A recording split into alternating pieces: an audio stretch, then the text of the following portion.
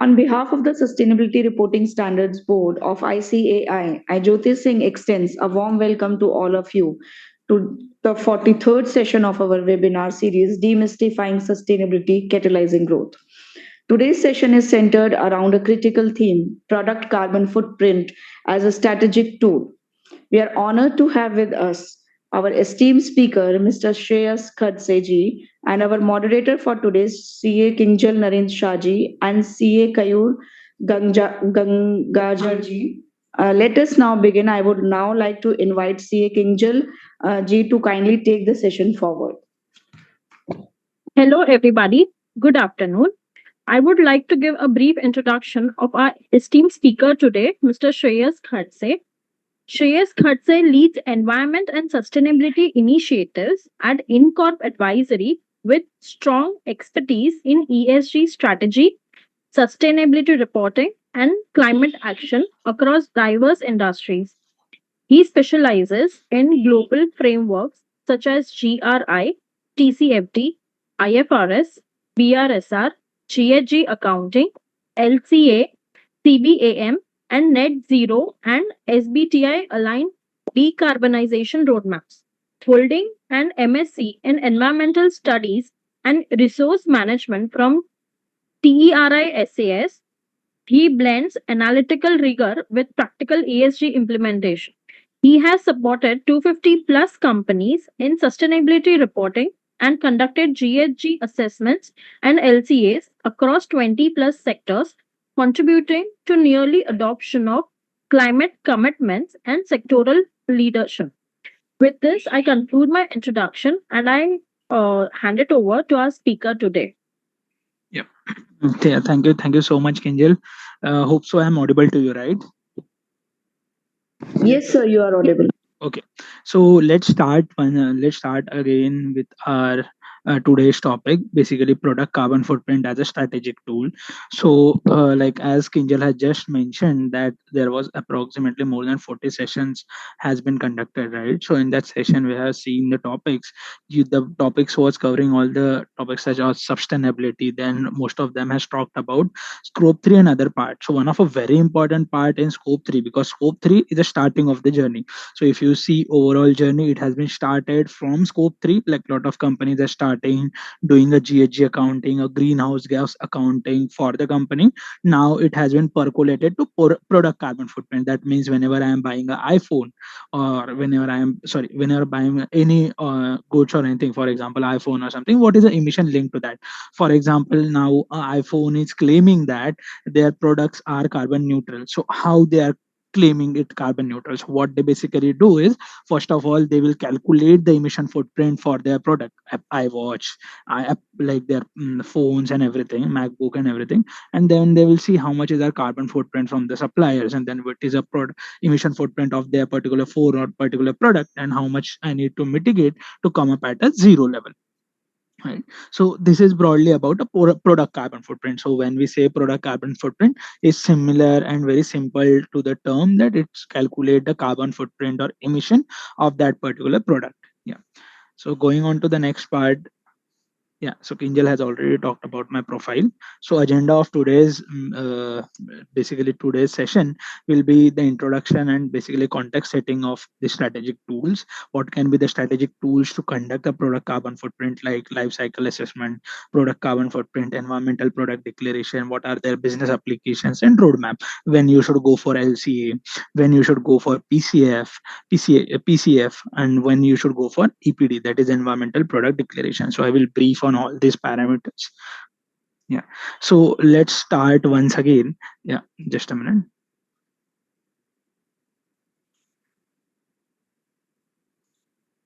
Yeah.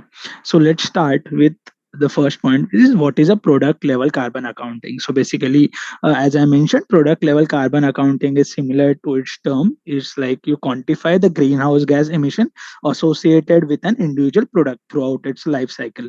So that means how much is your total emission like generated when the product is manufactured. So unlike a carbon accounting for the company, when you do the carbon accounting for a company, you calculate or quantify how much is the total emission for that company. But when you do for the product, you calculate how much is the emission for the product you have manufactured. For example, when you are giving a 1 kilowatt of battery or 1 unit of packaged product, so how much is the emission linked to that? So the assessment do not follow on the corporate level, on the company level. It follows a life cycle thinking. So basically, whenever a product is started from cradle means whenever the raw materials are generated till the gate part. So basically how much how much is generated when the product is going out of their premise. So this is the approach basically product carbon footprint follow. Then the product level carbon accounting provide a very, so why it is gaining a lot of attention, because it provide a very product specific emission. So basically they are the science based emissions. The way of calculating is basically backed by ISOs and various other platforms, and it provide a very specific emission for your product. So that means, for example, any particular vendor, for example, I'm manufacturing any particular product, so what I will do, I will ask my basically my vendors, my supply chain, to calculate the product carbon footprint, and the manufacturer who is manufacturing the like the best product with the best quality and with the lowest carbon accounting numbers, I will go for it. Yeah. So going on to the next part. Yeah. So basically, what is the difference between value chain carbon accounting and product level carbon accounting? I will not take a lot of time in briefing about scope 3. So what is a value chain carbon accounting and what is product level carbon accounting? But I will just broadly give you a small introduction and a gist of that. What is value chain carbon accounting? So everyone will be on the same platform. Yeah. So basically, value chain carbon accounting. So when we say carbon accounting, it is divided into three parts. One is the direct emission, that is which is directly occurring in the controlled or owned premise. The various sources for that can be your stationary sources, your mobile sources. The stationary sources also include the fugitive gases sources, for example, ACs, then fire extinguishers, etc. Then indirect sources are, for example, scope 2. So whenever we are purchasing electricity, there is always an emission linked to that. So emission linked to the manufacturing of electricity or any kind of power need to be accounted and need to be reported into indirect emission. And there is third category, which is other indirect. So when we say other indirect, is any kind of emission which is happening or which is occurring due to the company's indirect involvement should be accounting in scope 3. Yeah. Just give me a minute.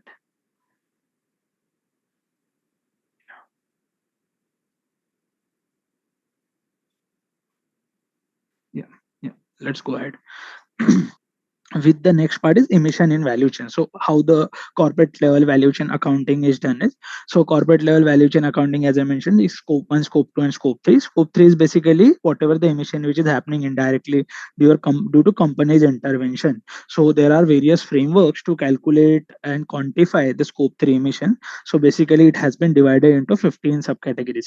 Some of them falls under upstream activities, some of them falls under downstream activities. So in terms of upstream activities, the first category will be purchase goods and services. That means whenever we are purchasing any kinds of goods or services throughout a year, there is an emission linked to that. For example, tomorrow if we are purchasing, for example, we are into a construction company, we are a construction company, then whatever the raw material we are purchasing, for example, steel bar or cement or anything, the what are the emission linked to the manufacturing of that cement and still need to be also accounted in our profile because we are consuming it. Similarly, related expenditures. So whatever the capex related expenditure, for example, company has like procured a car, so there is always an emission linked to the procurement of the car. So the emission need to be accounted and need to be need to be quantified and need to be accounted into company's profile. Then the third category is fuel and energy related activities. So in fuel and energy related activities, basically whatever the fuel we have consumed in scope 1 and scope 2, the cradle to gate emission, that means for example diesel is basically manufactured, like whenever the diesel is made, right, and it has been sent to the company's premise, how much is the emission linked to the manufacturing or generation of that diesel. So that need to be accounted and need to be involved in this particular category. Then the next part is transportation and distribution of the upstream activities. So this is category which is indirectly linked linked with the purchase goods and services and capital goods. So whatever we are purchasing, for example, we have purchased a cement bag. So whenever it has been transported to company's premise, there is always an emission linked to that. So for example, it has been transported by truck. So the emission linked with the transportation of truck from company's gate to our gate need to be accounted and need to be reported into this category. Then going on to the next part is waste generated in operations. So waste generated in operations, whenever a company is operating, so there is always a waste generated. So whatever the waste is generated, so the management of waste, whether the company is doing or whether you have given it to third party, so the management of waste, whether they reuse it, recycle it or landfill it, the emission linked to that need to be accounted into the category 5, which is waste generated. The next category is business travel. In business travel, basically throughout a year, employees keep traveling from one premise to other premise, or like for sales purpose and various other purposes, right? So so whenever the employee is traveling, there is an emission linked to that. For example, now if you just go to Google Flights and you just book a ticket from one location, arrival city to departure city, you will find that for each of the seat there is an emission footprint linked to that particular seat. So similarly, whenever a person is flying for per seat, the emission is linked to that. Yeah. Then going on to next part is employee commute. So everyday employees traveling to like company's premise. So whenever he is traveling, he is using various modes of transport, whether it's car, whether it's bus, or whether it's train. So the emission linked with that travel should be also accounted into included into company's profile.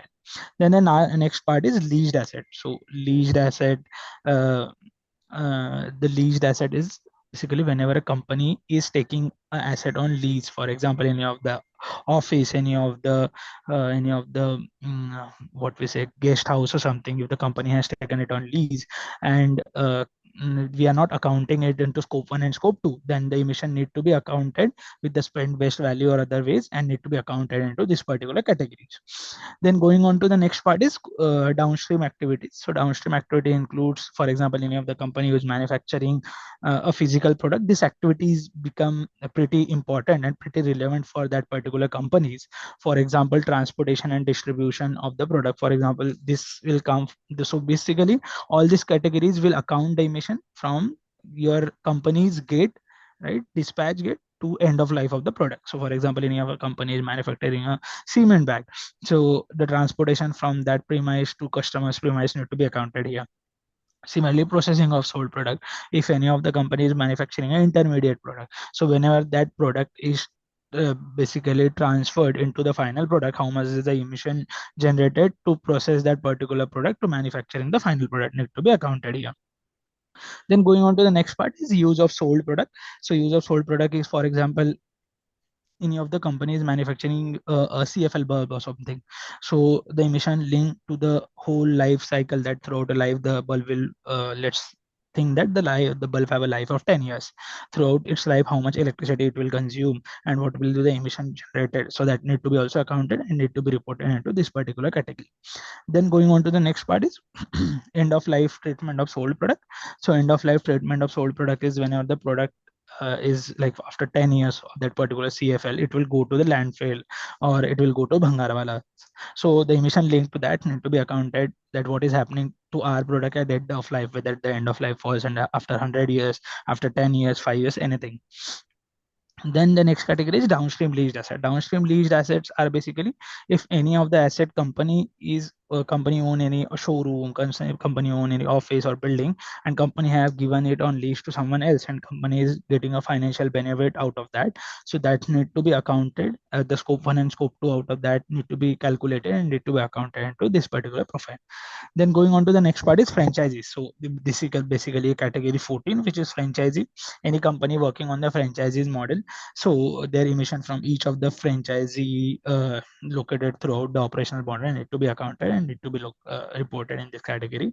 And the last category is investment. So whatever the scope 1 and scope 2 emission linked with your investment in joint ventures, subsidiaries on anything need to be accounted and need to be reported into the investment category. So if you see, this is a value chain emission. So why I had taken bit of time on this, because whenever you are going to calculate a product life cycle assessment, so this is a value chain assessment, in that you're calculating a total emission footprint of a company. So whenever you will calculate a emission footprint for any of the product, you will just take out some of the categories which are relevant from this and you will report. So basically product carbon footprint is one of the part of the value chain reporting. Yeah, so let's go ahead on the next chapter, which is what is the difference between value chain accounting and product level carbon accounting.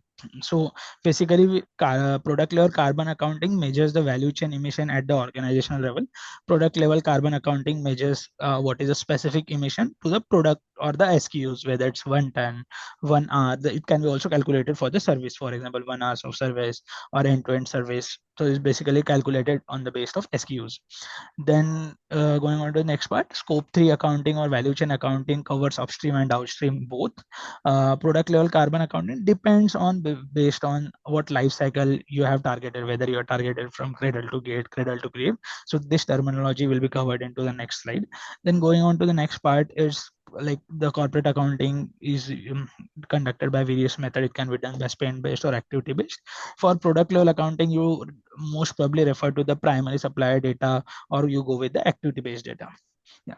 Then scope 3 carbon accounting provides you basically it is used majorly for corporate reporting, target setting like SBTI and other thing, or investor disclosures. Product level carbon footprint is majorly enables you for the eco design or for the branding or low carbon sourcing. So when you go for value chain carbon accounting, you have a limited visibility into your individual product performance. But when you go for product level carbon accounting, for example LCA, PCF and other thing, you have a very specific product claims backings, right? So why does the product level matter? Because when you conduct a product level accounting, it translates your scope 3 hotspot into actionable hotspots. For example, your scope 3 emission is X, but you understand on which particular categories you need to act so that your particular SKU or particular product related emission should go down. Then going on to the next part is enable targeted decarbonization at product level. So any of the company who is targeting to reduce down the like carbon footprint of their product, so it will enable you to reduce down the emission linked to that. Then build the foundation for transparent, verifiable and credible claims. So any of the claims, so basically there are three kinds of claims which are done in the product carbon footprint. They are basically type 1, basically you just claim it. A type 2 is there are certain agency eco labels which says that you can use this logo, and type 3 is you conduct the calculation do for the third party verification and claim it. So basically EPD is a eco label which you can use. Yeah. Then coming on to the point is why this product level carbon accounting matters. So there is a very goring transition from reporting only on corporate level emission to providing a product specific carbon footprint. So if you see the overall journey of carbon accounting, it has been started from before 5 to 6 years. So before 5 to 6 years, the company was said to initiate to do the scope 3 calculation, whether it is scope 1, scope 2, scope 3 calculation, or overall first of all they were said to just calculate direct and indirect emission. Then it was suggested to go for a scope 3 emissions. Then slowly and gradually now all of the companies are calculating for scope 3.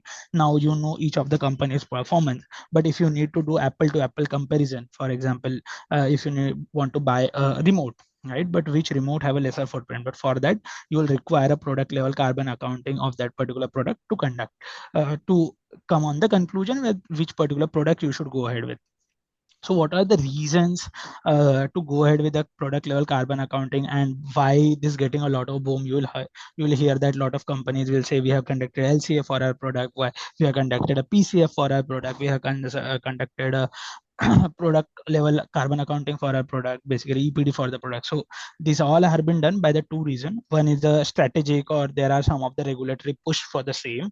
One of the other reason most of the companies are going ahead for that with that is for the because a lot of new generations are always wanted to spend or purchase the thing which have a lesser footprint. So in terms of regulatory compliance and strategic, why companies are focusing or moving towards that is one of the reason is regulatory compliance. For example, recently Europe has come up with its one of the mechanism which is known as CBAM. So cross boundary adjustment mechanism. So what is this particular program? In this is basically any of the so they have specified some 7 to 8 sectors, for example steel, metal, cement, chemical. So if you are selling your product to Europe, then you need to pay the carbon tax. So how the carbon tax is calculated? So you calculate the product level carbon accounting. So you do product level carbon accounting, do the PCF for your product, and then you report it, and whatever will be the difference, you need to pay the carbon tax for the same. Similarly, some companies are targeting the EPDs for the good ratings. For example, Griha and Grid rating requires the company to have a EPD rating for the product. So this is very famous in the construction space. Then why the companies are doing this? As I mentioned, that they will give you a standardized and comparable data. So there are a lot of standards available which will help you to do the calculation on product level.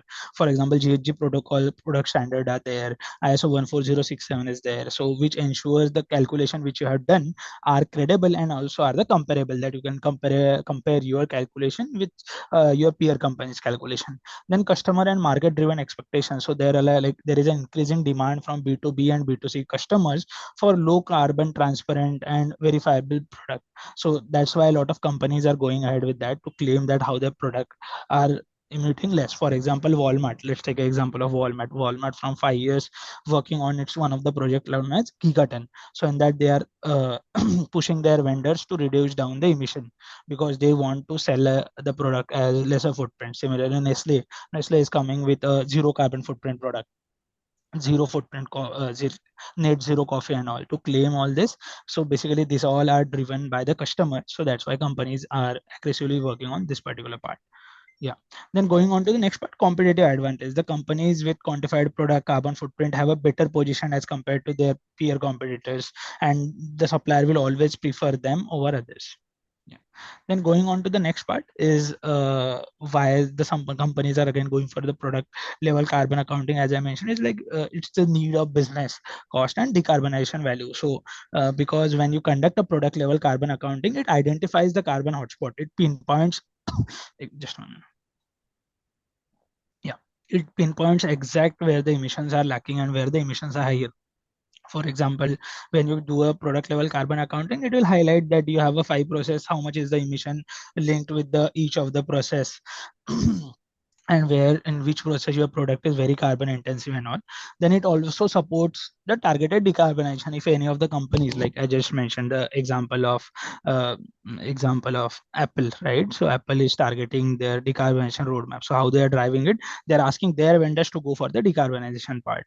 Then cost and resource efficiency, it's not only reducing the cost but also working on the efficiency part, which is indirectly help you to reduce your energy consumption, reduce the material use, and also optimize the operational cost. Then improve ESG and sustainability rating. So there are a lot of sustainability ratings. For example, BRSR for that matter. BRSR also ask a very specific question: do you conduct a product level carbon accounting? So if you have conducted PCF, EPD, LC, any of the thing, you can report on the same. Similarly, as I mentioned, Griha also ask for the same sustainability reports. Like GR and other things also ask that whether you have conducted a product level carbon accounting. If yes, you need to provide the data. Then this also drives the innovation and low carbon products. So basically, if any of the company is planning to go for eco design on, this will like help them to come up with a and align their portfolio with the net zero goals. Yeah. Then going on to the next part is life cycle assessment. Yeah, so before we jump into this chapter, so basically just concluding the all what we have seen now. So there is a value chain accounting where you calculate the emission for the corporate level, and there is a product specific carbon accounting where you calculate for each of the product. So there are various more ways through which you can calculate it. So one of the way is life cycle assessment. One of the way is basically your product carbon footprint, which is called a PCF, and one is EPD. So you can go with any of them. So there are particular reasons and there are particular rationals when you should go for LCA, when you should go for PCF, and when you should go for EPD. So I will just take you through first of all this concept, and then we can have a discussion when you should go for LCA, when you should go for PCF, and when should you go for EPD. Yeah.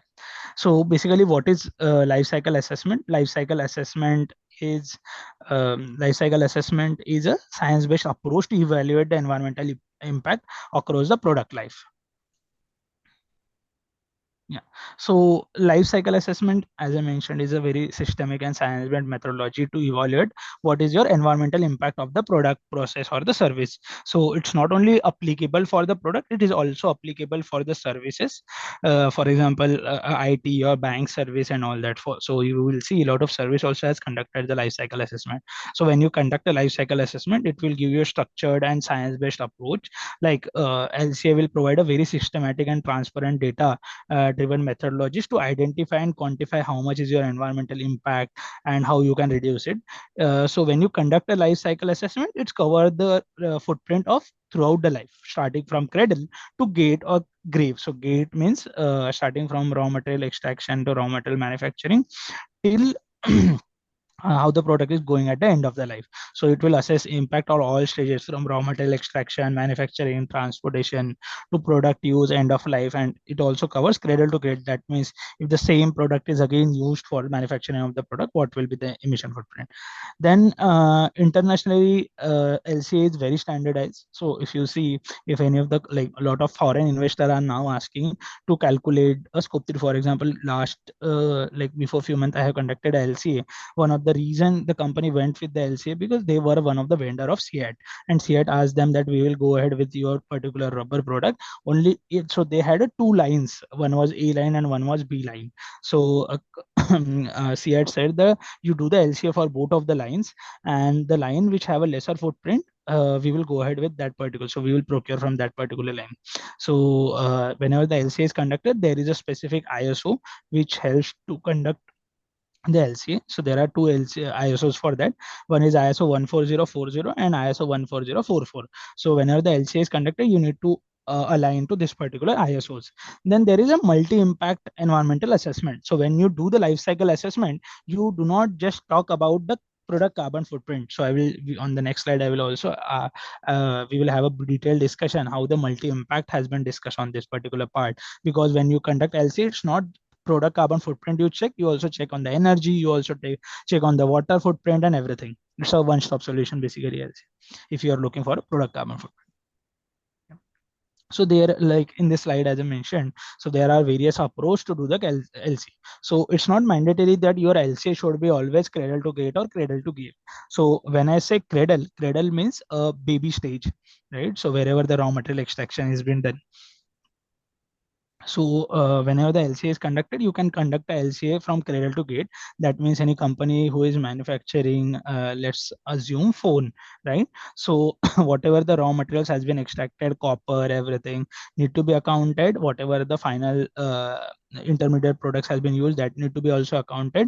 So for that company, whatever the raw material has been extracted, whatever will be the material which was manufactured and which is sent by as an intermediate product to the company's gate, and they have used it to make the final product, that need to be accounted from cradle to gate. So if you are taking the emission footprint or taking the data from starting from the cradle to the company's gate, that approach is called as cradle to gate.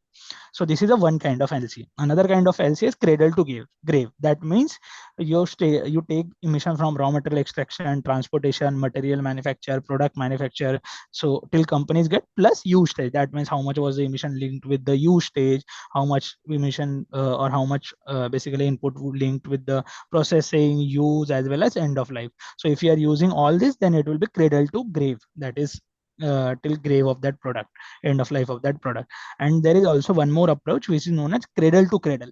Cradle to cradle is basically again this, and at the end of life the product is recycled and reused into that particular product, is known as cradle to cradle. So it's not mandatory that gate is actually the term cradle to gate. The gate term here is very is a representative. It's not mandatory you need to just take till company's gate. You can set a gate at after one process or two process, anything. So it's a virtual that what particular LCA you are looking for, what particular targets you have in your mind when you are conducting a LCA. So one of a very important thing in LCA is what particular objective you have kept in your mind when you are conducting a LCA.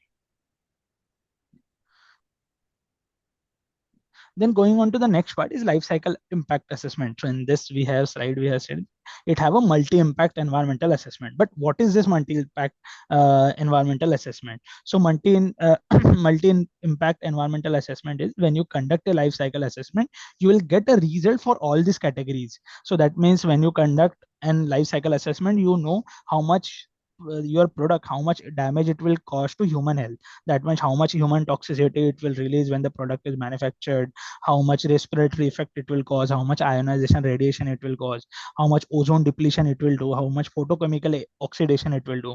Similarly, you also understand how much ecosystem quality impact it will have. For example, how much aquatic ecotoxicity it will cause, how much terrestrial ecotoxicity it will cause, how much aquatic acidification it can cause, how much aquatic eutrophication it will cause, and how much terrestrial acidification or eutrophication.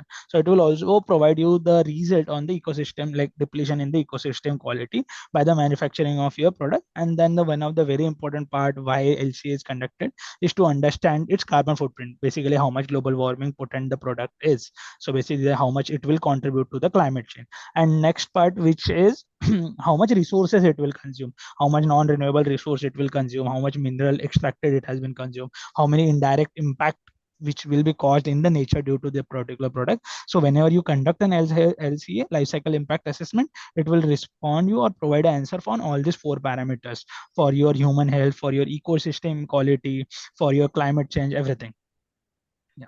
Then going on to the next part, which is, this is a very nice diagram which will highlight what is the difference between product carbon footprint and a life cycle assessment. So when you say product carbon footprint, you can see in a green highlighted, you're just looking on the global warming part, right? Or when you say I will assess a water footprint of the product, you will only check a freshwater ecotoxicity, water use impact, or something like this, or natural use consumption of the water, or something like this. But when you conduct an LCA, you have an answer of everything. How much is the carbon footprint? How much is the water footprint? How much is the human health impact? How much ecosystem impact? How much impact has been it caused throughout a cradle to grave, cradle to gate? So you have a response for all of them. So you have a multi-impact assessment done when you are conducting a life cycle assessment. Yeah. So whenever the LCA is conducted, LCA is conducted need to be conducted aligned to this particular frameworks like ISO 14040, ISO 14044. So ISO 14040 is an ISO. So basically ISO 14040 and 44 are two very important frameworks. So 40 will tell you how, what all the principles and framework when you conduct the life cycle assessment, and 44 will tell you what all the requirement and guideline when you come up with the report, and 48 basically are the data documentation formats, and 49 will give the example of applications, right? So basically whenever you are conducting a LCA, need to align your LCA with all these ISOs.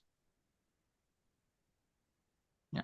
So how LCA is being used? So whenever the LCA is conducted, various companies. So in the initially when I started to discuss about the life cycle assessment, so one of the thing which I have mentioned, the life cycle assessment always depend what is your broader objective of the life cycle assessment, because once you conduct a life cycle assessment, it can help you to respond on all these parameters. For example, to understand in your business strategy, what is your broadly a business strategy. So for example, if any of the company is doing the life cycle assessment for reducing the emission, so it will help on the business strategy to reduce the emission, or if you want to reduce the costing part, how much costing can be reduced. In research and development, to understand where are the potential gap and where I can broadly work, so it will help you on that particular part. As an input into product or process design, so whenever you are designing a product, so for example, one of the LCA which we have conducted, in that the company wanted to substitute one particular raw material with other which have a lesser footprint. So we have projected how much emission reduction will be done once they substitute with this particular materials. And then in education, so lot of so it has been used to do and do the lot of a lot of studies on the product, that how much potential impact it have. And also it will help, the life cycle assessment will help in the policy developments, so policy linked to the product, and also in the labeling and product declaration. So whenever you are doing any product labeling, that your product is 50% recycled, 30% recycled, your product is net carbon positive or something. So whenever you are making such claims, the LCA can be the one which will help you to back your claims, right? So how the company do it is, they first of all conduct a life cycle assessment for the same, and then they will go for the product declaration or labeling. Right. Then LCA will help in the sales. So, for example, if you need to do, if your supplier is asking for a product which have a lesser footprint, so if your LCA state that it has a lesser footprint, it will help you to better sell your product, better market your product, and there are various other uses of the LCAs. So this was broadly about LCA. Yeah. So basically how the LCA is conducted. So there are various ways to conduct a LCA. So basically what is LCA? LCA is basically you calculate the impact of that LCA. So basically there are various databases which publishes the data on the life cycle assessment of the product. That means whenever a steel bar is manufactured, what is the emission linked to the manufacturing of 1 ton of steel bar. So the number so there is always a, so basically there are a lot of researches going on throughout the world. So there are various database. So for example, for EcoInvent is a database which is very known for manufacturing and other parts, right? So what they do throughout the year, they will keep doing research in India. For example, a steel bar is manufactured in India, what will be its footprint? A steel bar is manufactured in Dubai, what will be its footprint? In France, what will be its footprint? In for electrician, for all of the n number of. So last year they had done this research for 10,000 plus products, right? When I say product, it's raw material. So similarly, there are a lot of various other database like Agribullies. So Agribullies is a very specific database which is from France, which is for the farming. And if you're looking for the LCA, so choosing of database is also very important when you are conducting an LCA. So for example, if you are going for a LCA in agricultural sector, then you should always go with the database of Agribullies because it's very specific to agriculture. So and there is one of the very unique thing is you can use multiple databases. So but you do not need, so if you just directly go with EcoInvent or Agribullies, you need to go to database, search it, and then you have to compile it and all this, but it is not required. There are multiple open sources as well as paid sources which can help you to do the calculations. So we call it as LCA tools. So these are some of the links of the LCA tool. I will also tell you when and how you can use the LCA tool, what all are the what all are the good part about that particular tool, and what all are the missings of that particular tool. But before going ahead, I just wanted to know, anyone have any particular question?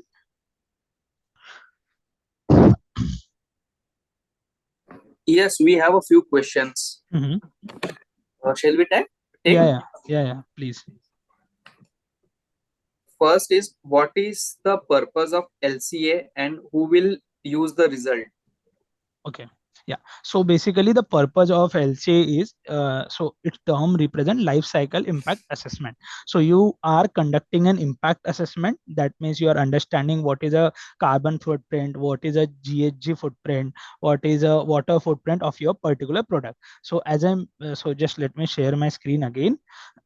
So LCA can be conducted for various reasons. So that's how your objective will state that why you will conduct the LCA. So you can use the LCA to give it, for example, sometimes your supplier will ask that for if you are supplying the raw material to any of the listed or big company who's working on the decarbonization, they will ask you, please give me your LCA report, because in that LCA report it will be clearly stated the impact of your product on all this, because this particular impact will also contribute to your supplier's impact. So this LCA can be used in the studies, but it will be majorly asked by your customers. Okay. Yeah. What product, service, or process is being assessed? Yeah. So LCA can be conducted for anything. So for example, LCA can, I will also have a sample of LCA as an example. I will brief about that report, but LCA can be conducted for anything, for batteries, for genes, for specs, any of the product, whether it's small, big, or anything, physical product, you can conduct it. It was for the product part and services also. So when we say service, what is mean by service? So we have conducted one LCA for banks also. So whenever a person is coming to the bank, he is taking a loan or something, how much is the emission linked with the processing of that loan and anything. Similarly, for any of the companies selling the tool, so the impact of that particular tool, that to manufacture the tool as well as impact with the use of that particular tool can be done. So for example, a lot of banks are doing a LCA for their ATM also. What is the impact assessment of their basically ATM card? Yeah. What functional unit best represents its performance? Yeah. So the best functional unit for this will be your selling unit, on what unit you sell.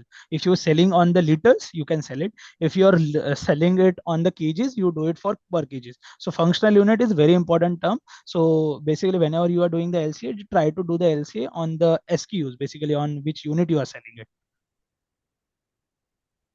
Okay. What system boundaries are included or excluded and why? Yeah. So in LCA, just a minute, let me share my screen. Yeah. Yeah, in LCA, what all system boundaries are included. So whenever, for example, you are saying that I'm conducting a LCA for cradle to gate, so then you need to include everything. And when I say everything, that means your input and output. You need to think from that perspective. That, for example, whatever materials are coming into my premises to manufacture the product, for example, the packaging material, the electricity, or anything, the emission linked to that or impact linked to that need to be accounted, that particular material need to accounted. Similarly, the waste and other things, right, whatever the waste has been generated, how it has been managed, that also need to be accounted. So that means whatever the physical product you are using to manufacture your product, as well as the service or anything, need to be anything which is used need to be accounted, the transportation, emission, and everything. Okay. Yeah. How can LCA results support sustainability reporting, Mhm. BRSR disclosure, and strategic decision? Okay, yeah. So in BRSR, there is a very specific question in principle two, leadership question number one. So they ask, sorry, question number two, there they ask that have you conducted a life cycle assessment? So there is a particular question in life cycle assessment. So the next question comes is what all the impact has been identified, because whenever you are manufacturing a product, there will be always impact linked to that, right? So the next question BRSR asks is what things you are doing to reduce down it, right? So then it will highlight you what are the hotspot for you. If you need to work on that, you can just need to reduce down this, and your footprint will come down by X or Y. Okay. How does PCF align with our sustainability goal, net zero targets, or climate strategy? So how PCF is aligned with net zero goals are basically, what is PCF? PCF is a small part of LCA. So when you are doing a PCF, that means you are calculating a product carbon footprint. For example, just take an example, a company is manufacturing a car. Let's take an example of Volkswagen. So whenever a Volkswagen is manufacturing a car, for example, currently their emission footprint is 10, and currently they are not taking any intervention. From tomorrow, let's assume they are going with the green steel. Then they have told their supplier to go with the 100% of the electricity. They also substituted 100% of the electricity. The packaging material is 100% recycled. They have come up with all such interventions which have a lesser footprint. So indirectly, Volkswagen, that car footprint will go down to 5. Okay. Is LCA conducted in-house or through external expert? So if you have a expertise, you can conduct the LC internally. If you can also, if you don't have the expertise and have a limited knowledge or lack of time, you can go to the external party. There are a lot of external parties who will do the LCA. Otherwise, you can purchase a tool like Spera and all, who will just sell their tools to manufacturing companies, and you can conduct the LCA with their help. Okay. And what is likely cost to conduct the LCA assessment? So likely cost of LCA assessment will differ on the product you are manufacturing and how different process, like how many processes are linked to that. But indirectly, it will be under like the range will vary from 5 lakh to 10 lakhs for each product. The reason is, for example, if you are manufacturing a single product, but there are a lot of sub products out of that, the product process is pretty vast, and there are a lot of sub processes, then the cost can go on the higher side. Yeah. Okay. Questions are done. Yeah. Right. So, okay, then we can go on the next. Then going on to the next part is the tools of LCA. So as I mentioned, there are multiple databases. So you can use all these tools to calculate the LCA. So for example, some of the free sources which you can use to conduct an LCA is OpenLCA. So OpenLCA you can consider as a mother framework for all the LCA. This was the first tool which was generated in 1980s or something to conduct the LCA. So this was a beginning of LCA. So OpenLCA is an open source. Anyone can go freely and use the LCA, but they have a limited database. The EcoInvent and AgriBullish database are there, but they have a limited, basically, limited materials impact included into that particular tool.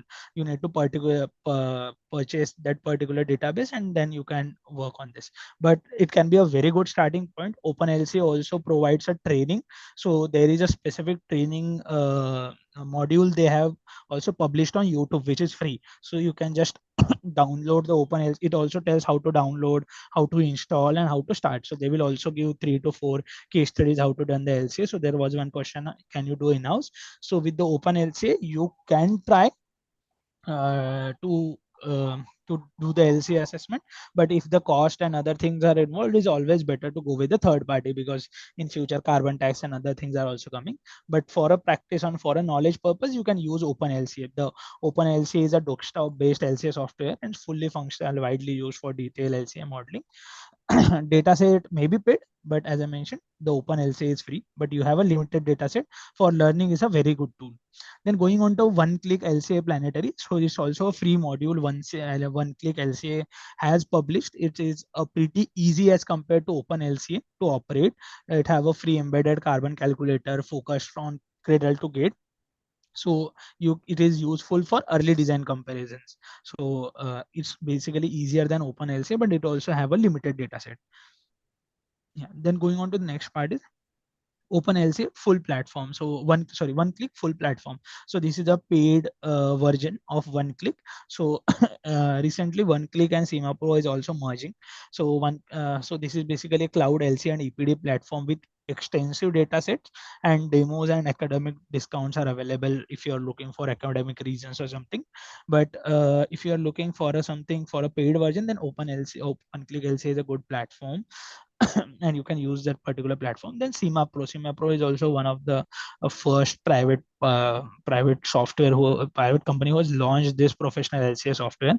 It have a lot of advanced modeling scenario tools which can be used in the advanced stages. Then there are some other players also, like Gabi by Spera. So it is not sold to the individual person or something. If you are an industry, they will sell you this particular, they will install the Gabi in your particular basically your particular desktop, and you can use that particular software to calculate the LCA and to understand what is the current footprint for this particular batch, what is the footprint for next particular batch. Then again there is one more tool for Imberto LCA, that is also a paid software license one, LC and Mata. So it's a simple tool and a good tool. Like if you are a beginner, it's a better tool. So I have also added a web link. I will also share the presentation. You can visit on this LCA tool, specifically on the open LCAs and all, which are the free tool. You can explore these tools, and it's if you use open LCA, it's very fun to learn. It's like coding. And but pretty easy, because on YouTube it's available. So on YouTube they have some model on life cycle assessment of making one plate of noodles, manufacturing one cycle and all. So you can just replicate that particular case study and you can learn that. Then going on to the next part is some of the sample reports. So there was a one question that what all for which of the products we can conduct the LCA. So I have just added a few examples. You just need to write a LCA report and you will get an n number of report on the Google. So I will just go on to the Levi's. First of all, let's go on the jeans soap LCA. That's a pretty easy case study.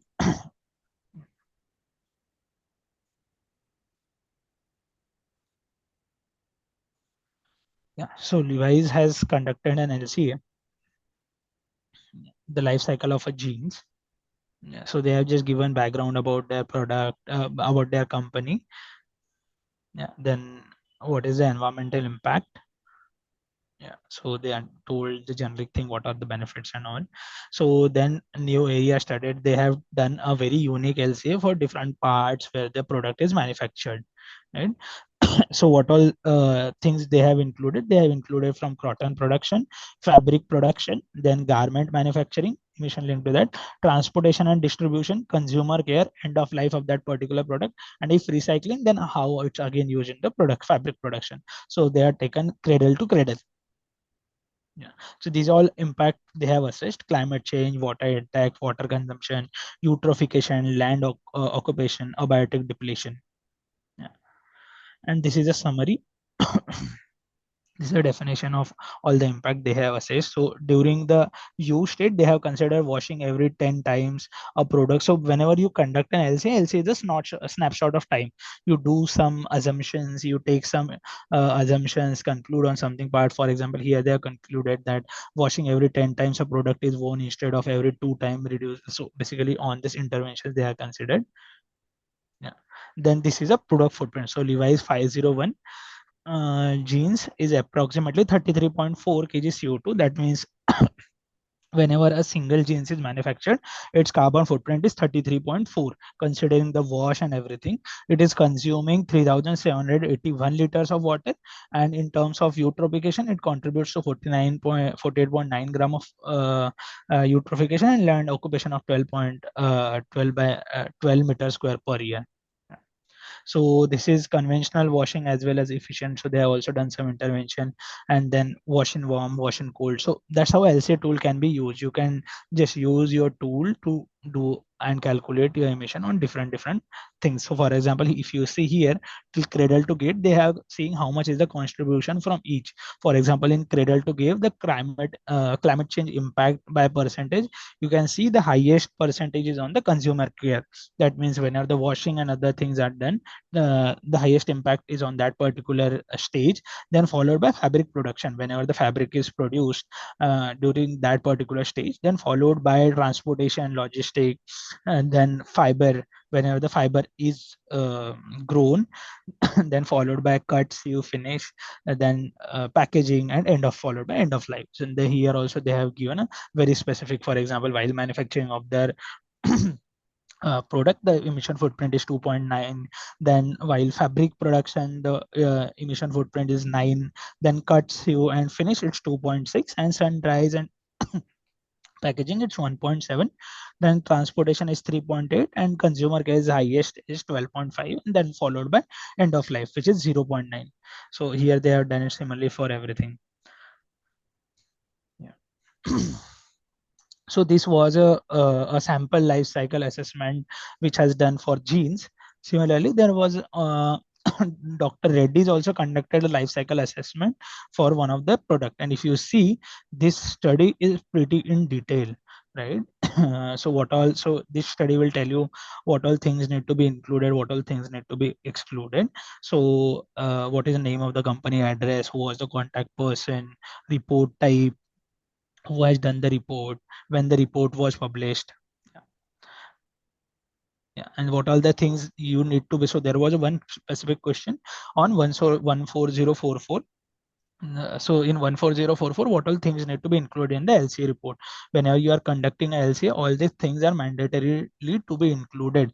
That means what is the background, why introduction to LCA, what is the functional unit you are using, inventory analysis, allocation, impact assessment, in what are interpretations, any assumptions you are taken, what is goal, what is scope, what is reference flow, functional unit.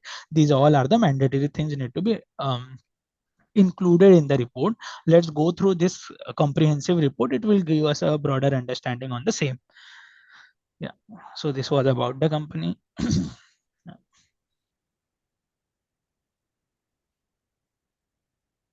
Yeah, the functional unit, they have talked about what functional unit they have gone ahead with. Yeah, then this is broadly the objective. The objective was to monitor the environmental impact assessment of the product they were manufacturing. This LCA was conducted for cutepine fumarate. So this is a very particular product which they were manufacturing. They have done a environmental impact assessment for this. They wanted to understand what all the hotspot environmental parameters or what are the hotspot when the product is manufactured while from cradle to gate. So what is the goal of that? So this LCA was, so the SKUs for this was one batch. Right? So the data was conducted for one batch, and functional unit here was 269.3 kgs. So basically this is the functional unit they have done, and this is the system one, basically cradle to gate. And then in this they have comprehensively highlighted what all things they have used. So for example, during production they have taken what all things they have included, what all things they have included. For example, A1, A2, A3, they have not included raw material supply, transportation to manufacturing, but they have included installation, use stage, and end of life. Yeah, I will just directly go now on the research part. Yeah, so here is a footprint. So this is a total. So for example, it is approximately 18 ton per 269.3 kg of the product which is manufactured. So similarly, it is highlighting how much is the contribution from each of the each of the process, and this is the final result, that for functional unit of 269.3 kg, how much is the footprint. Yeah. So yeah, going on to the slides. Yeah, these was the two examples which I briefed, but there are a couple of more examples you will find. So Good Night Active, the Godrej has conducted life cycle assessment for their one of the product, Good Night Active. Then LG, so for the monitors, LG has conducted a life cycle assessment. So there similarly you will find a numbers of life cycle assessment. Some of the best studies I have highlighted here. Yeah. Then this was on the life cycle assessment. So going on to the next chapter, which is product carbon footprint. So product carbon footprint is a small part of LCA in which you do not focus on water and other parameters. You specifically focus on the climate part or carbon footprint part. You specifically focus on that part, how much is the carbon footprint. So for example, when you are conducting LCA, look when at the time you look on other parameters also, eutrophication, like how Levi's has done that. Eutrophication, water footprint, and other part. But when you do product carbon footprint, it's very specific to climate change, and you do it for the GHG or decarbonization part. So whenever you wanted to understand the environmental impact of your product, you should go ahead with LCA. Whenever you wanted to understand the climate footprint of your product, you should go ahead with the product carbon footprint part. Yeah. So what is a product carbon footprint? A product carbon footprint is the calculation of all greenhouse gas emission generated in the supply chain of the manufacturing of that particular product. So basically, product carbon footprint is a carbon intensity of that product. So whenever I am manufacturing anything, what is a product carbon footprint of that particular product? For example, a car. So I have also added an example here. When the car, if you are considering the car is manufacturing 40 tons of carbon dioxide per vehicle. So that means that particular car from cradle to gate, it have a 40 tons of emission. So LCA, the product carbon footprint, is also referred as product life cycle accounting. It's similar. It's a gist of LCA, but it does not talk about other parameters like water, eutrophication, and other things. Yeah. So what are emissions are included in the product carbon footprint? PCF is basically upstream transportation, your manufacturing process, your energy consumption, packaging, and logistic end of life. So basically, whatever the emission linked to the manufacturing of the raw material, transportation of the material, energy consumption, packaging, and logistic, as well as end of life, what is happening at the product at the end of life of that product, need to be also accounted. Yeah. So what are the key steps to calculate the PCF? The key steps to calculate. So going before going on that particular part, one of the thing like how the PCF is conducted is doing through ISO 14067. So there is very particular framework for conducting a PCF is ISO 14067. So so that particular standard says to align with LCA standards. So basically, when you are conducting a product carbon footprint, you need to align with the methodology of LCA, but you need to only look on the product carbon footprint of that particular product. So one of a very important thing is goal and scope definition. So like similarly to LCA, you need to first of all see what is the objective of your study. So you need to define the product system, what all things you are doing, what all things you are including, whether you are including from cradle to gate, whether you are including from cradle to grave, or you are doing from cradle to cradles. So basically you are setting up of the boundaries. Then functional unit, what is your SKUs? You want to know for per vehicle, per ton of product manufactured, or what is that. Then inventory analysis, then you need to collect the data on energy, material, transportation, manufacturing, packaging, end of the life. So once you've done the inventory, so first of all you need to formally take what all inventories you will include. Once you formalize and come up to the conclusion, this all thing will be included, this all things will be included, excluded, then you need to collect the data on that particular parameters. Then going on to the next part is impact assessment. So impact assessment is once you collect the data, then so there are various ways to conduct the impact assessment. Either you can use the tool or you can use the Excel based model, anything is fine. So you can calculate the what is the total CO2 equivalent using global warming potential factors, and you can understand how much is the carbon footprint linked to that particular product. Then last part is interpretation and reporting. So until this it was impact assessment. One of the very important thing in LCA as well as PCF is interpretation and reporting. The interpretation and reporting, basically you can't report anything what you feel. It's basically, it's very mandatory things are given by ISO 14067. It's basically what all exclusions we have take, what assumptions we have taken, uncertainty analysis, cutoff criteria, conclusion, everything, interpretation, hotspot areas, what is your mitigation step, that all need to be incorporated as per ISO 14067. So the reference standard you will use to, if you are conducting a product carbon footprint, will be ISO 14040, ISO 14044, which are the LCA standards. You need to align it to that, and also you need to align with the ISO 14067, which is product carbon footprint. Yeah. So process to conduct a product carbon footprint. The first step will be goal and scope definition. You will define what are your goal, what are your scope. Then you will go with the life cycle inventory. You will come up with the inventory that these all things will be included, basically a flow diagram. And then you will calculate the CO2. Then you will identify the hotspots. What all are the hotspots? Then in the report, you will do the interpretation and recommendation, and you will do the last part, which is reporting. And the next part, which is optional, is verification. So you can conduct a verification as per ISO 14067, or you can, it's not mandatory. Basically, if you feel you need to get the data audited, you can go for the verification. If you otherwise, that's fine, you can just go stick to the product carbon footprint. Yeah. So these are some of the sources to calculate the PCF. As I mentioned, you can directly use Excel if you have the access to database. Otherwise, you can use the softwares like OpenLCA, which we have seen in uh, LCA part. You can also use that particular software to calculate the PCF and just only take the PCF part of that.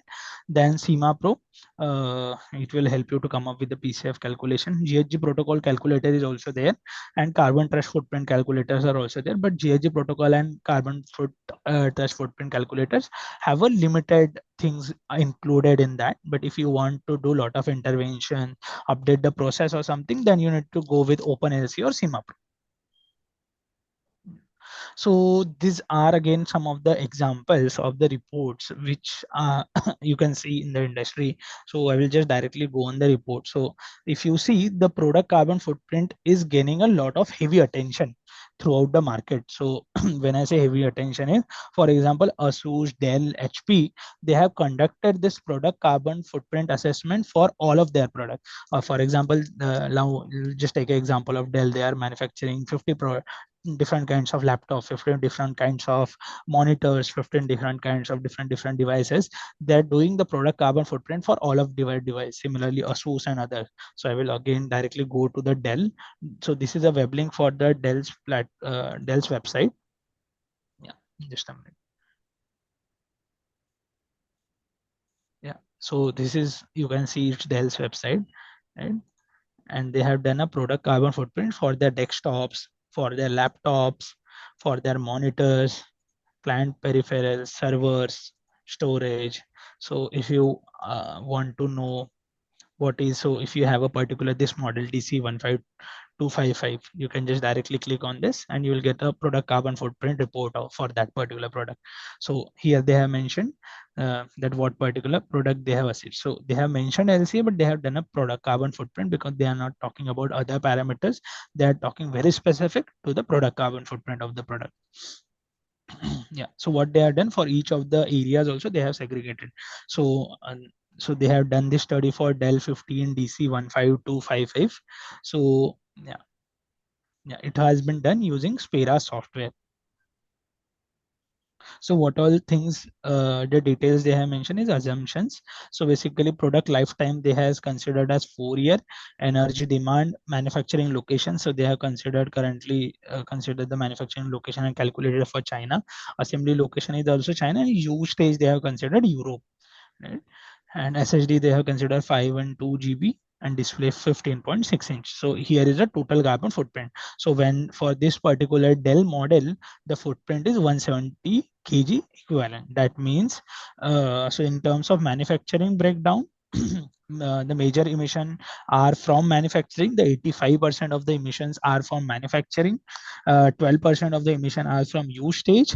2.1% emission are from the transportation, and 0.9 from the end of life. So if you see from the main board, so if you break down it further, from main board, the major emission, which is 34%, and SSD, which are the major contributors. So SSD contributing to the 35% of the total emission, RAM is contributing to 4%, display including camera they are contributing to 13%, battery 3%, then mechanicals including enclosures and keyboard 6%, thermal solution 1%, power supply unit 3%, speakers 1%, and packaging 0%. So in this they have also taken some of the assumptions, so we will go on that particular assumption part. Yeah, so they have done a sensitivity analysis on use location. So when they have given a data, they have done this using a sensitivity. So basically their product is used in Europe, China, and USA. So what they have done, they have come up with a separate result. For Europe, how much will be the manufacturing? For example, in Europe the emission is highest 144, followed by China and USA is same 142, 142. Similarly they have done for each of the states. For example, how much is for manufacturing, how much is for transportation, how much for use, how much is for end of life, and how much are the credits. Yeah, so this was broadly about the Dell's product. So if you have one of the unique thing you can do, any of the laptops or desktops you are using, you can directly go to that company's website and search PCF report, and you get the PCF report for your particular product. So you know that how much is your product carbon footprint for the product which you are using. So there is also another unique PCF report you will find, which is recently last year published, was on the diamond by the Sri Ramakrishna Export. So I will just take you. Yeah. So the system boundary they have considered is cradle to grave, and the reporting period they have considered from 1 April 2023 and 2024 to and 1st April 2024 to 31st March 2025. The functional unit for that is 1 carat of processing of sold product. And as I mentioned, one of a very important thing is you define the objective. What is the objective of your study? So objective of the study was to determine and understand the PCF of the particular diamond. Yeah, they have done the study aligned to ISO 14067.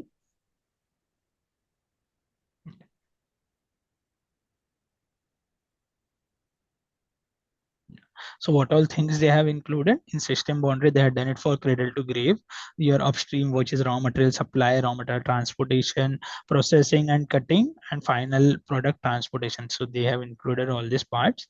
So they have also defined what all data they have taken, from where they have taken the data and everything. For example, electricity they have taken from CEA, which is a Central Electricity Authority Board. So here they have published the total calculation of the GHG emission for their particular diamond. So how much is the emission with the raw material supply? So with the supply there is approximately 53 tons of emission. With the transportation is 0.01 ton, and for the processing of rough carat, like polishing and cutting, it's 1 ton, and transportation they have considered 0.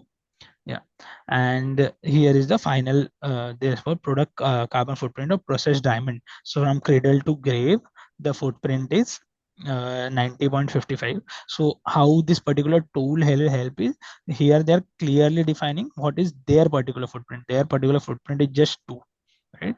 And they also have some various initiatives of carbon purchase and other thing, through that they have sequestered, and their net footprint is like from gate to gate, if they exclude, there is 0.66.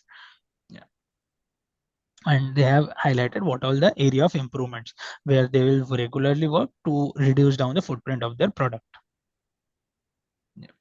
So going back again on this, again are some of the other links you can definitely refer. For example, Hindustan Zinc has conducted for high grade zinc product, Asus has conducted for their laptops. So these are some of the sample LCA reports.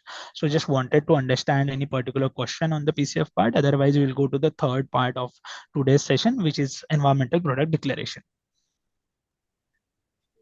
There are few questions. Mm-hmm.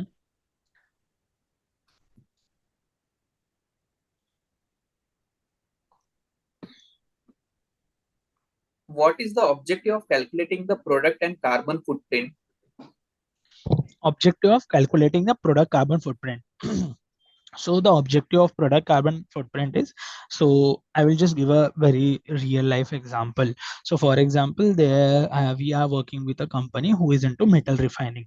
So their customers are Schneiders and other thing, because Schneider is using the precious metal into their products. So what Schneider had told from last year is, whenever, so there is a bidding happening for that, so whenever you bid for it, that we will provide you, for example, 1 kg of gold, right, 1 kg of copper.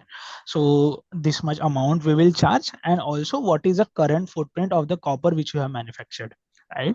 So they will just not only look on the financial part, they will also look on the carbon footprint part, because indirectly your footprint will also contribute to their footprint. And specifically, if your product is going to the CBAM market, so from next year, 2027, you need to pay the carbon tax, right? The paying the carbon tax is like one more expenditure, so you will always try to come up with a lesser footprint. What life cycle stages are included in the assessment? So what life cycle assessment? It always depend on what you are targeting. If you just wanted to understand the product foot, you wanted to understand a complete product footprint or complete life cycle impact assessment of the product, you can go for cradle to cradle. That includes, you include every stage. If you just wanted to understand how much is my role in this, so you done it for gate to gate, starting from entry of the gate till gate, or you would go for cradle to gate, or you want to understand what is the life cycle, then you can go for cradle to grave, like this. It's majorly driven by your objective. What is the objective behind this? Okay, questions are done. Okay. Yeah. Then we can go on the next part, which is EPD. So if I need to structure it, LCA is a very like LCA is a life cycle assessment when you assess the total environmental impact of the product. Product carbon footprint is a can be a starting point for any of the company who is looking for the product specific calculation. LCA can be a more advanced stage, and the last part will be environmental product declaration. So in environmental product declaration is basically you can communicate your result. You are very thorough with the results. So for example, environmental product declaration is basically standardized and transparent documentation, because this is audited. There is a particular platform where you will publish your LCA report. The what is environmental product declaration? Environmental product declaration is just a verified report of LCA. So you conduct a LCA as per the EPD document, and there are, so I will also talk about what is a PCR rule and all. You conduct a LCA as per a product category rule, PCR rules, and then you submit this LCA to a verification board. So if that verification board consider the calculation are done right, they will host it on their particular website. And that is known as EPD. So what is EPD? EPD is basically the LCA which is aligned to PCR and is verified.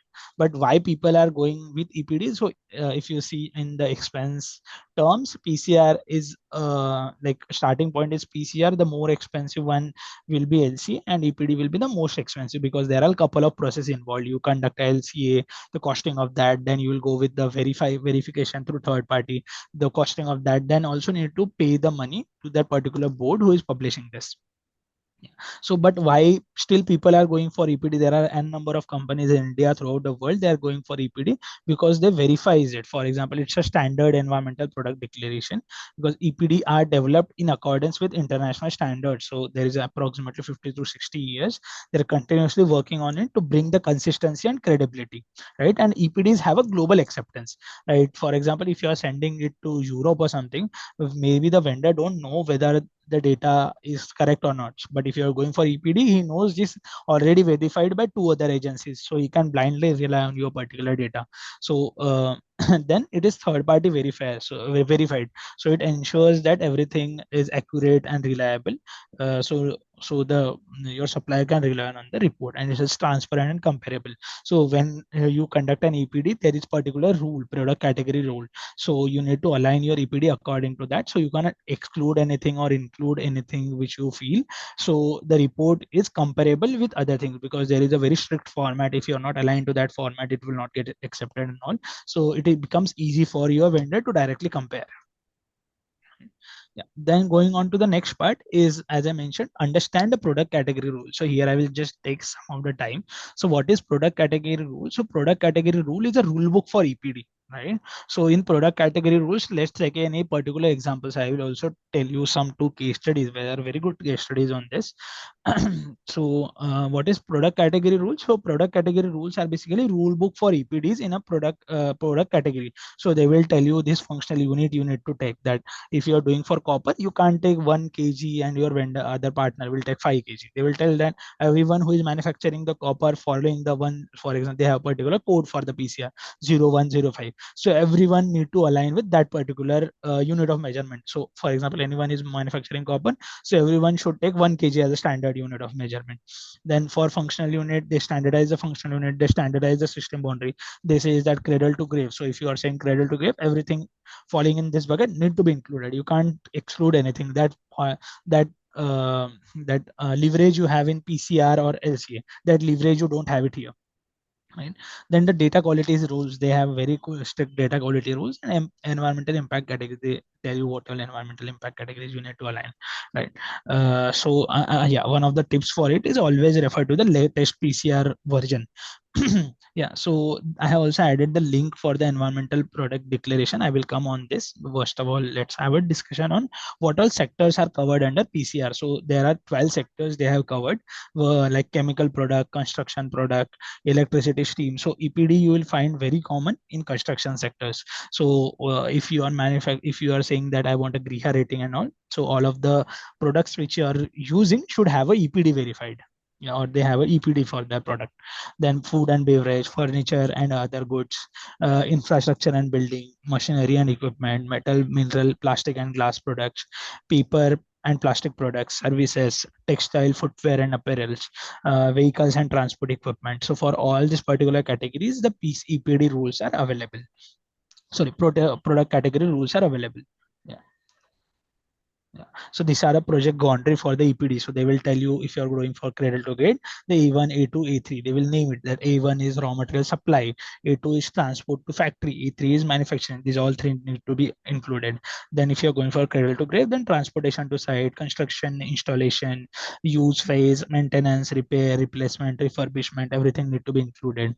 Then deconstruction, demolition, transport to waste side, everything. So what all things need to be included, they will project boundary will always define it. Yeah. Then how you should harmonize your EPDs, use the same PCR across the product in the category, standardize the LCA tools and data sources, use a modular LCA, declare parts first and then assemble the product for EPD. And where to publish the EPD, so there are global platforms where, so once you conduct the LCA, you will do the verification of the LCA, and then you will publish this on the public platform. So for example, you will publish this on Envirodeck, which is international EPD system, EL environment is there, NCF international is there. So there are also a particular fees linked to it. For example, they have annual fees, they have a product specific fees. If you want to publish a one product, this will be our fees. If you are if you are publishing 5 product, this will be our fees. If you are publishing and for every year you need to pay the fees. So there are two kind of fees. One is to you need to pay the fees to become the member, and another kind of fees is a renewal fee. Every year you need to keep paying the fees. Yeah. Then going on to the next part, what are the key elements of the EPD? So the key elements of the EPD which need to be there in the environmental product report you have generated is basically product description. You need to provide a very clear overview of the product, including the name, what is the composition, what is the manufacturing process, what was the intended use, the relevant technical specification. So basically all are the requirement. Then what is the functional unit? So define, so whatever the will be the reference unit given by product category rules, you need to align it with that. Then system boundary, so you need to specify whether the life cycle stages, what all life cycle stages has been included, and whether you are doing for cradle to gate, cradle to grave, or cradle to cradle. So that you need to clarify. Then going on to the next part is environmental impact indicators. So what are indicators you are assessing? So global, for example, global warming potential, energy and resource use, water consumption, waste generation.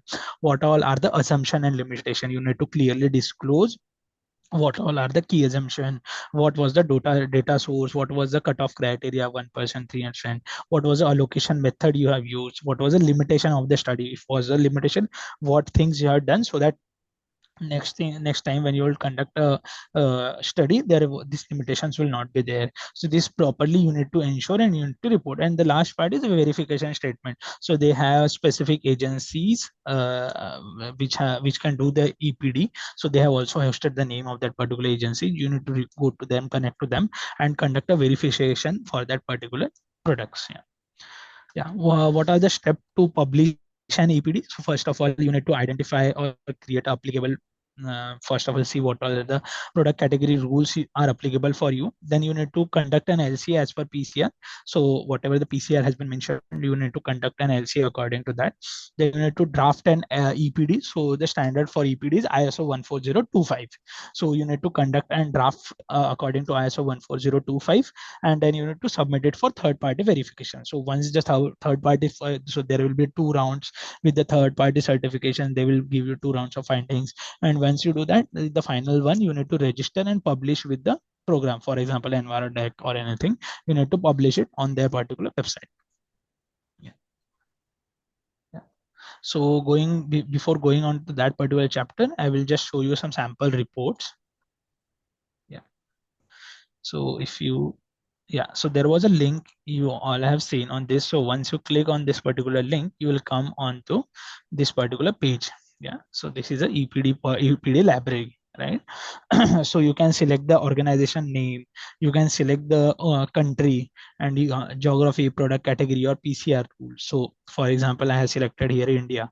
In India, they have shown that satin silver by Supreme, who is in Khopoli. So they have done it for construction. What EPD and PCR rule they have done. Then Zyma Flow, they have done it for their containers. So what particular, so chemical product. So you can, the unique thing is you can download the report. Right? So you can download and view what all things has been used. For example, galvanized wire and for whatever the product you are targeting, you can have a look on that. So here you can see. Right? So just before going on to that, so here is the EPD I have downloaded from the same, and I want to highlight by of Tata Steel. So this is a EPD report by Tata Steel.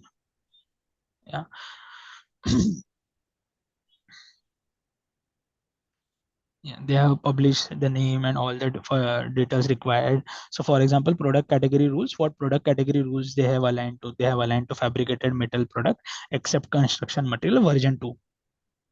So after 2029, they need to do this calculation. Then who have reviewed this? Then third party reviewer, the name of the third party reviewer, which is mandatory. Then company description, product name, geographical location, manufacturing process. So here you can see the steel making and cast ballets are happening at Jamshedpur, and then it is sent to the Tarapur plant where it will hot rolled, wire rolled, and it will converted into the wire. So process overview is basically raw material picking, wire withdrawing, then payoff, then what all the quenching, drying oven, zinc tank, and then packaging. So emission link to all, it will be included. What is the size? So the size has been mentioned, the grade has been mentioned. And now let's go directly excluded. So what are the exclusions? What are the core process from how much is their fuel consumption, fuel composition? What is the cutoff criteria? They use 1%. How much is the biogenic consumption, and at last you can see the emission footprint. So for example, from upstream is this much, from downstream is this much. So whenever we are saying that 1 ton of galvanized galvanized iron wire have a carbon footprint of 3.17. Right? So they have also used the references. So this was for the Tata Steel. Similarly, if you wanted to understand what is the carbon footprint of any of the product and you want a very thorough data or thorough number, you can go through that and you can come up with the solid numbers. Right?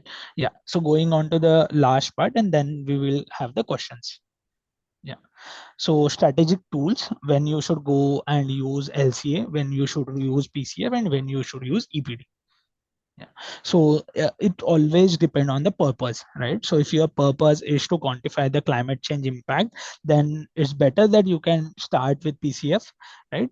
And if you have a broader objective to know the environment total over an environmental impact of the product, then you should go with the overall to conduct a life cycle assessment.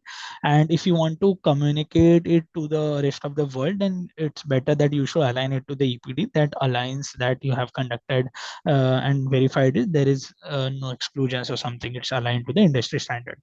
Then scope of impact, like LCA will always look on the multiple impacts. Product category will look specifically on the CO2. LCA and EPD will look on the climate change and other impacts similar to LCA. What will be the coverage for all of them? The coverage can be from cradle to grade. Like for LCA, it can be cradle to grade, cradle to grave, cradle to cradle. Product carbon footprint, you need to specify. You can specify as you want, similar to LCA. But in EPD, the product category rule will specify. For example, for some of the product, they are said mandatorily cradle to cradle. For some of this product, they said cradle. You can go for cradle to grave, like that. Then what methodologies is used in LCA is 14040, 14044. In PCF, PCF need to be aligned to ISO 14067, and EPD need to be conducted similar to ISO 14040 and aligning to ISO 14025, and you need to align to your product category rules. Then the output will be environmental impact assessment report. For PCF, it will be carbon footprint report, and EPD you will be in public. There will be a verified declaration document. Level of detail, LC is highly detailed and technical. PCF is focused and simplified version. EPD is structured, summarized, and user friendly, because if you are reviewing, everyone have reported on the similar form. Then third party verification in LC and EPD it's optional, but in LC and PCF it's optional, but in EPD it's mandatory.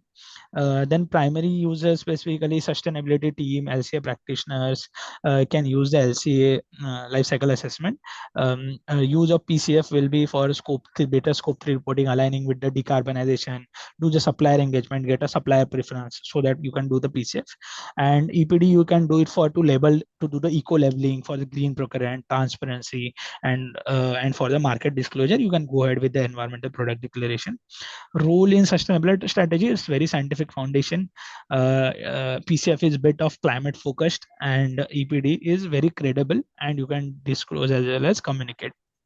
Yeah, so that's all from my side. So just wanted to know if there are any questions. Yes. Mm-hmm.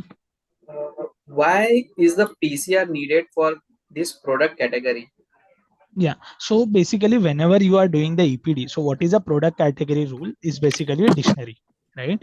They will tell you that they have specified, for example, n number of products from this particular sectors. They will tell you, for example, like we have seen the example of Tata Steel, the galvanized wire. So they will tell you that if you are doing for galvanized wire, this all processes you need to include, this all processes you need to exclude, and these are the mandatory things you need to include. So they have given a clear definition for any of the company who wanted to report on the galvanized wire. So now whether it's Tata Steel or whether it's Jindal Steel, any one of them are doing the report, they are aligning on the same platform, right? So you know that this report can easily comparable. For example, if you are referred to LCA reports, you don't know whether they have excluded anything or they are not excluded anything if they are not specified it. But if they are doing the APD, you know they both are on the similar page. Okay. Is any EPD certification validation period? How long is the EPD certification is valid? So Is the some EPD, validity?